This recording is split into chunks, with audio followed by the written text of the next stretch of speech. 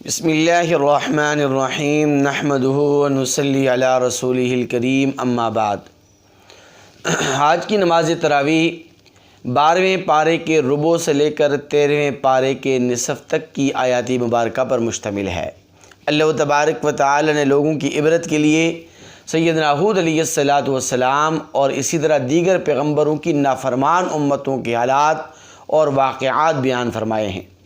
اور اللہ تبارک و تعالی فرماتے ہیں کہ جب اللہ تبارک و تعالی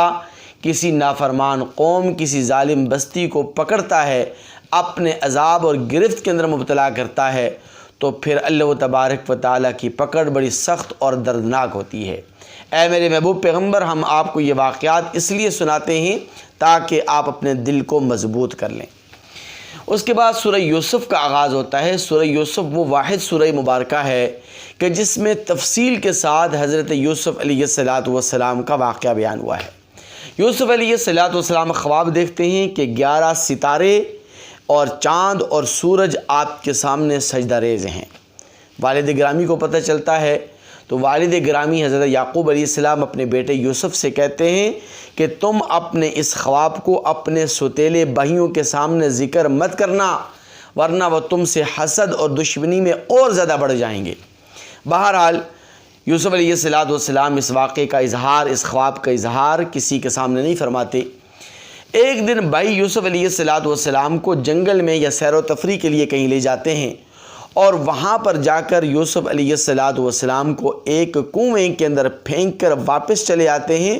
اور والد گرامی یعقوب علیہ السلام کے سامنے یہ بہانہ کرتے ہیں اور خون آلود قمیص بھی لے کر آ جاتے ہیں کہ ہم اپنے بھائی یوسف کو سامان کے پاس چھوڑ کر گئے، واپس آئے تو دیکھا کہ بھیڑیے نے اس کو نوچ لیا اور کھا لیا۔ یعقوب علیہ السلام اللہ تبارک و تعالیٰ کی ذات پر توکل کرتے ہوئے صبر و استقامت کا مظاہرہ فرماتے ہیں۔ حضرت یوسف علیہ السلام اس کنویں کے اندر پڑے ہوئے ہیں، اچانک ایک قافلہ وہاں سے گزرتا ہے، وہ یوسف علیہ السلام کو کنویں سے نکالتا ہے اور مصر کے بازار میں جا کر فروخت کر دیتا ہے، اور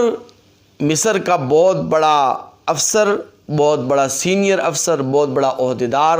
حضرت یوسف علیہ السلام کو خرید لیتا ہے۔ جب یوسف علیہ السلام اس وزیر اور اس افسر کے گھر میں پہنچتے ہیں تو اس وزیر کی بیوی یعنی زلیخا حضرت یوسف علیہ السلام پر فریفتہ ہو جاتی ہے اور ان کو گناہ کی دعوت دیتی ہے، لیکن یوسف علیہ السلام اللہ کے پیغمبر ہیں، پاک دامن ہیں، اس لیے وہ اس عورت کی آفر کو ٹھکرا دیتے ہیں۔ نتیجے میں حضرت یوسف علیہ السلام کو جیل کی کال کوٹھری میں قید و بند کر دیا جاتا ہے، اور دوسری طرف مصر کا بادشاہ ایک خواب دیکھتا ہے اور اس خواب کی تعبیر بتلانے والا اسے کوئی نہیں ملتا، تو قیدیوں میں سے ایک قیدی یوسف علیہ السلام کے متعلق نشاندہی کرتا ہے کہ میں ایک ایسے آدمی کو جانتا ہوں کہ جو خوابوں کی تعبیر اچھی طرح جانتا ہے۔ بہرحال یوسف علیہ السلام نے بادشاہ کے خواب کی تعبیر بتلائی اور اس کی مشکل آسان کر دی۔ نتیجے میں یوسف علیہ السلام کو بادشاہ کا وزیر خزانہ بنا دیا جاتا ہے۔ اب دوسری طرف کچھ یوں ہوتا ہے کہ مصر کے آس پاس کے جتنے علاقے ہیں، اور مصر کے اندر بھی کچھ علاقے ایسے ہیں کہ جہاں پر قید سالی آ جاتی ہے اور لوگ قید سالی کا شکار ہو جاتے ہیں۔ یعقوب علیہ السلام اپنے بیٹوں کو بھی مصر کے اندر بھیجتے ہیں، کیونکہ یوسف علیہ السلام نے اپنی حسن تدبیر اور اپنی کامیاب پالیسیوں کے نتیجے میں اپنے پاس اتنا غلہ ذخیرہ کر لیا تھا کہ یوسف علیہ السلام کا جو علاقہ تھا وہ اس قید سالی سے متاثر نہیں ہوا، بلکہ ان کے پاس بہت حد تک سٹاک بھی موجود تھا۔ تو یوسف علیہ السلام نے اعلان فرمایا کہ قرب و جوار کے جتنے بھی علاقے جن میں قید سالی پڑی ہوئی ہے وہ آئیں اور آ کر ہم سے غلہ خرید کر لے جائیں۔ یعقوب علیہ السلام نے بھی اپنے بیٹوں کو بھیجا۔ یوسف علیہ السلام نے جب اپنے بھائیوں کو دیکھا تو پہچان گئے، لیکن کہا کہ تمہارا ایک اور بھائی ہے بنیامین، اس کو تم ساتھ نہیں لے کر آئے، اگلی دفعہ جب غلہ لینے کے لیے آؤ تو اپنے اس 11ویں بھائی کو بھی لے کر آنا، یعنی بنیامین کو بھی ساتھ لے کر آنا۔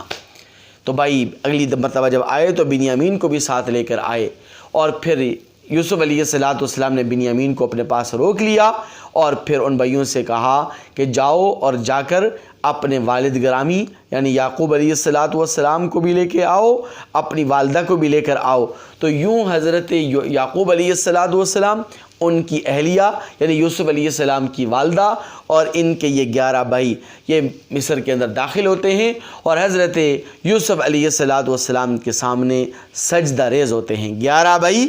اور ایک والد گرامی اور ایک والدہ، تو کل یہ افراد 13 بنتے ہیں۔ تو یوسف علیہ السلام نے جو خواب دیکھا تھا کہ 11 ستارے، ایک چاند اور ایک سورج میرے سامنے سجدہ کر رہے ہیں، تو یوں حضرت یوسف علیہ السلام کی خواب کی تعبیر مکمل ہو جاتی ہے۔ اللہ تبارک و تعالی اس سورہ مبارکہ کے آخر میں فرماتے ہیں لَقَدْ كَانَ فِي قَصَصِهِمْ عِبْرَةٌ لِأُولِي الْأَلْبَابِ کہ اے میرے محبوب پیغمبر ان تمام واقعات میں اہل عقل کے لیے عبرت ہے، موعظت ہے، نصیحت ہے۔ یہ خلاصہ ہے یوسف علیہ السلام کے واقعے کا۔ اگر آپ اس واقعے کو مکمل تفصیل کے ساتھ سماعت فرمانا چاہتے ہیں تو میں نے اپنے چینل یعنی ذاکر عباسی بیانات پر تفصیل کے ساتھ قسط وار اس واقعے کو بیان کیا ہے، تو آپ اس واقعے کو وہاں پر آپ ویڈیو لسٹ میں جا کر آپ سن سکتے ہیں اور اس پورے واقعے کی تفصیلات بھی آپ سماعت فرما سکتے ہیں۔ اس کے بعد سورہ رعد کا آغاز ہوتا ہے۔ سورہ رعد کے اندر اللہ تبارک و تعالی فرماتے ہیں کہ ہم نافرمانوں کو اور گناہگاروں کو اور فاسقوں اور فاجروں کو اکثر و بیشتر معاف کر دیتے ہیں، عفو و درگزر سے کام لیتے ہیں۔ اگر ہم چاہیں تو ان کو سخت عذاب کے اندر بھی مبتلا کر سکتے ہیں۔ اور اللہ تبارک و تعالی نے آخر میں وہ اصول قدرت بیان فرمایا ہے، اور اس اصول قدرت کو ہمیں ہمیشہ یاد رکھنا چاہیے۔ اور سیاسی حالات کے تناظر میں یہ بات عرض کر دوں کہ چہرے بدلنے سے کچھ نہیں ہوتا، حکومتیں بدلنے سے کچھ نہیں ہوتا، کیونکہ اللہ تبارک و تعالی نے واضح اور دو ٹوک اور صاف الفاظ میں اعلان فرمایا ہے ان اللہ لا یغیر ما بقوم حتی یغیروا ما بانفسہم کہ اللہ تبارک و تعالی بھی اس قوم کی حالت نہیں بدلتا جب تک کہ کوئی قوم اپنی حالت خود نہ بدلے۔ دعا ہے رب کریم سے کہ اللہ تبارک و تعالی ہمیں عمل کرنے کی توفیق نصیب فرمائے۔